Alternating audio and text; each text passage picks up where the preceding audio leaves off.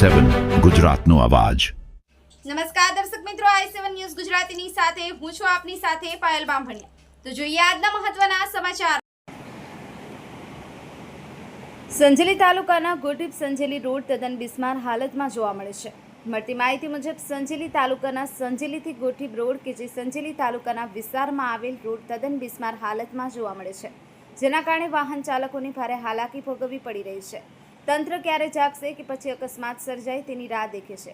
આ રોડ ઘણા લાંબા સમયથી ખાડા ટેકરાવાળો જોવાઈ રહ્યો છે અને અકસ્માતની રાહ જોઈ રહ્યા હોય લોકમુખીથી ચર્ચાઓ સાંભળવા મળે છે। આ રોડ ઝાલોદ ગાંધીનગરને જોડતો રોડ આવેલો છે અને સંજેલી તાલુકા મથકને જોડતો રોડ છે। જ્યારે તાલુકા મથકના રોડ રસ્તાઓનો વિકાસ થયો ન હોય તો સંજેલી તાલુકાની સ્થાનિક રજૂઆતનો અભાવ જોવા મળતો હોય તેમ જણાઈ રહ્યું છે। હવે જોવું રહ્યું કે વહીવટીતંત્ર દ્વારા રોડનું સમારકામ કરશે કે પછી સબ સલામતના ગાના ગાતા રહેશે તે જોવું રહ્યું। Bureau chief Kalubhai Damor, i7 news Gujarati, Dahod.